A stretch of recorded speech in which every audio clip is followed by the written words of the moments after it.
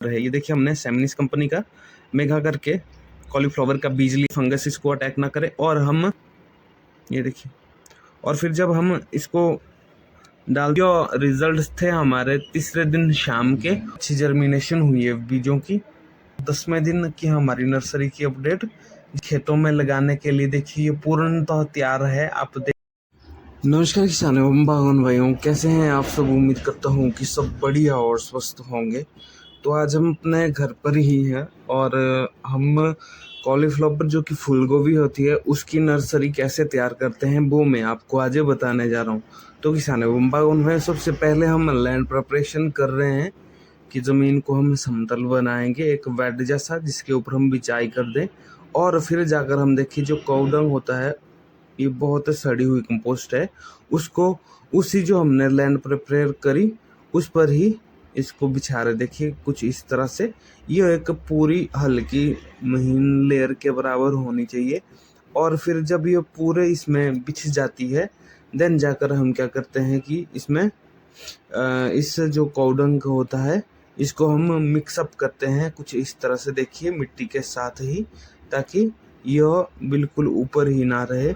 अगर ऊपर रहेगी तो हमारे पौधे को वेजिटेटिव ग्रोथ ज़्यादा लगेगी और पौधा बिल्कुल लचीला तैयार होगा। हमें पौधे को बहुत अच्छा और हार्ड तैयार करना है तो हमें इसको मिक्सअप अच्छी तरह से करना पड़ेगा। ये कुछ इसी तरह से देखिए, पहले मैं इसको पूरा कर लेता हूँ और देन जाकर हम कुछ इस तरह से एक ये लेंगे। देखिए जैसे ये लकड़ मैंने लिया है, इसको हम ऊपर ऊपर से चलाएंगे। पहला काम इसका होगा कि मिट्टी के लेवल को समतल करना, और दूसरा इसका काम होगा कि ये क्या करेगा, जो कि मिट्टी के ऊपरी सरफेस पर जो भी कण आ रहे हैं पत्थर के मोटे मोटे, चाहे जो कुछ भी है लकड़ वगैरह, सभी को ये अपने इस से बाहर फेंक रहा है। देखिए कुछ इसी तरह से हमने नर्सरी के लिए जो ये बेड बनाया है इसकी हमने हाइट चारों तरफ से ऊपर रखी है, ठीक है, ताकि पानी इधर से उधर जा सके साइड से और हमारा बेड ऊपर रहे। ये देखिए हमने सेमिनिस कंपनी का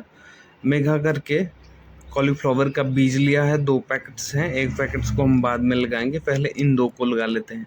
पहले हमें बीज को क्या होता है कि एक बाउल में निकालना होता है, और जब हम इसको निकाल लेते हैं देन जाकर हमें से एक फंजीसाइड में, सिस्टमेटिक फंजीसाइड है, इसमें मिक्सअप करना होता है, ठीक है। ये देखिए हमने बीज को अच्छी तरह से मिक्स किया ताकि फंगस इसको अटैक ना करे। और हम जो ये फंजीसाइड होती है इसको अपने इसमें भी जो बेड हमने तैयार किया हुआ है इसमें भी अप्लाई करते हैं अपने फंजीसाइड को कुछ इसी तरह से। देखिए जब तक हमारा फंजीसाइड अप्लाई नहीं होता तब तक मैं कह रहा था आपको कि आप अपने जो बेड बनाया है इसको मिट्टी के लेवल से थोड़ा ऊपर बनाएं, ताकि क्या होगा कि पानी आपका इसके ऊपर ना आ सके। तो हमने बिजाई करना शुरू कर दिया। देखिए कुछ इस तरह से हमने पहले लाइनें निकाली, और लाइनों का डिस्टेंस भी आप देख पा रहे होंगे, तो 1 से 1.5 इंच के बीच में डिस्टेंस है इनका।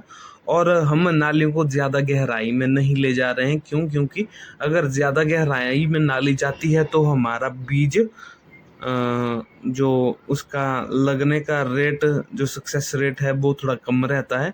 और ये बीज हमने लिया देखिए हाथ में, पर्टिकुलर इस लाइन के लिए मैं दिखाऊंगा। ये देखिए कुछ इस तरह से हम डाल रहे हैं, हमारा दाने टू दाने बिल्कुल थोड़ा सा गैप है, और कुछ इसी तरह से हम देखिए इसको डाल भी रहे हैं। आप देख पा रहे हैं किसान बागवान भाइयों, ये देखिए। और फिर जब हम इसको डाल देते हैं, उस साइड के लिए हमने पूरा कर दिया है, ये बची थी लास्ट लाइन, तो मैंने सोचा आपको दिखा देता हूँ कि किस तरह से हमने बीज को लगाया हुआ है। तो ये देखिए आधा हमने एक पैकेट लगाया और उसके ऊपर मिट्टी हमने छान कर लगाई। दूसरी साइड ये है, देखिए नज़दीक अगर मैं लेके चलूँ आपको तो आप देख पाएंगे कि हमने कितने कितने गैप में ये रखा। देखिए ये आप देख सकते हैं दाने टू दाने हमने गैप कैसा रखा है। कुछ दाने क्या होता है कि मिट्टी के कंकड़ के नीचे आ जाते हैं, पर वो जर्मिनेशन हो जाती है उनकी। और जब हमने इसको कर दिया देन जाकर हमने बिजाई करने के बाद हमने हल्का पानी इसके ऊपर छोड़ा था, जैसे छिड़काव किया हल्के पानी का, और उसके ऊपर हमने ये तरपाल लगा दी क्योंकि मौसम थोड़ा ख़राब था, और मौसम ख़राब होने के कारण हमने ये तरपाल रखी। और तरपाल के ऊपर आपको जो ये कीड़े जैसे दिख रहे हैं, ये कीड़े नहीं है, ये अखरोट के फल जब लगते हैं तो उसके ऊपर इस तरह से लग जाते हैं। तो ये अखरोट के पौधे के फलों के ये हैं पत्ते वगैरह कुछ, ठीक है। तो किसान बागवान भाइयों, आप भी तरपाल रखें इसके ऊपर। और जैसे ही हमने इस तरपाल को 2-3 दिन तक हमने रखा और सुबह शाम पानी डालते रहे, और ये रिजल्ट्स थे हमारे तीसरे दिन शाम के, ठीक है, कि हमने देखा कि बीज काफ़ी अच्छी तरह से जर्मिनेशन हो रहा है। अब हमें कहीं ना कहीं क्या करना होगा कि तरपाल को उठाना होगा और हमें एक टेंट का निर्माण भी करना है। तो हमने सबसे पहले तीसरे दिन चौथे दिन सुबह पानी डाला, देन जाकर हमने इंसेक्टिसाइड जो कि मासबान था इससे पहले आपने देखा, तो उसका छिड़काव किया। क्योंकि अब क्या होता है कि जो कीट होते हैं, रस चूसक होते हैं कई प्रकार के, तो वो क्या करते हैं कि हमारी नर्सरी से रस जिससे को हमारे चूसेंगे पौधे मर पौधों जाते से। हैं ज़्यादातर, और साथ में कीट जो होते हैं वो क्या करते हैं कि पौधों को काट देते हैं। और जैसे ही फूलगोभी के पौधों का ऊपर वाला सिरा अगर कट जाए तो क्या होगा कि हमारा पौधे में सिर्फ पत्ते ही उगेंगे, फूल कभी भी बन नहीं पाएगा जिन पौधों के पत्तों को ऊपर से अगर काट लिया जाए, ठीक है। तो किसान बागवान भैया, अब आप देख सकते हैं कि काफ़ी अच्छी तरह से हमारे जो ये पौधे हैं ग्रो करना शुरू कर चुके हैं अपनी नर्सरी में। ये देखिए कुछ इस तरह से आप देख पा रहे हैं कि कितनी अच्छी जर्मिनेशन हुई है बीजों की। अब हम अपने तंबू को खोल के आपको दिखाते हैं जो हमने तंबू तैयार किया।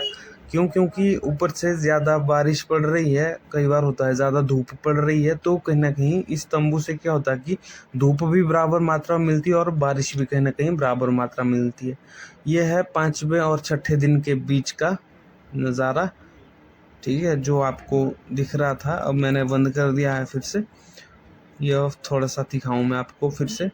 और ये है करीब देखिए किसान बागवान में 9वें और 10वें दिन की हमारी नर्सरी की अपडेट, जिसमें आप देख पा रहे हैं कि कितनी अच्छी तरह से पौधे ग्रो कर रहे हैं।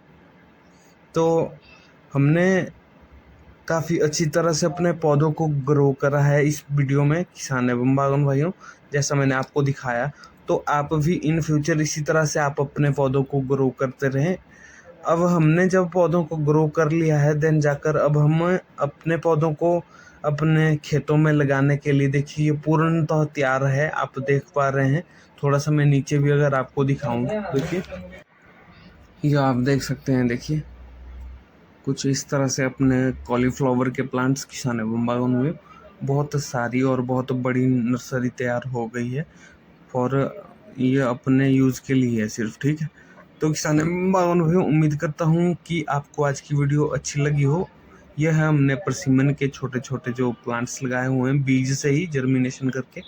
तो उम्मीद करता हूँ कि आपको आज की वीडियो अच्छी लगी हो यार, देन चैनल को लाइक शेयर सब्सक्राइब करें।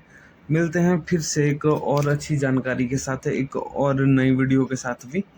कॉलीफ्लावर काफ़ी शानदार लगी हुई है, जैसा मैंने आपको पीछे भी कहा। आप भी अगर हमारी जो दी हुई या बताई गई चीज़ों को फॉलो करते हैं, देन जाकर आपके भी कहीं ना कहीं ऐसे ही रिजल्ट्स आएंगे। तो किसान एवं बागवान भाइयों, मिलते हैं पुनः एक बार फिर से एक और नई वीडियो के साथ। धन्यवाद किसान एवं बागवान।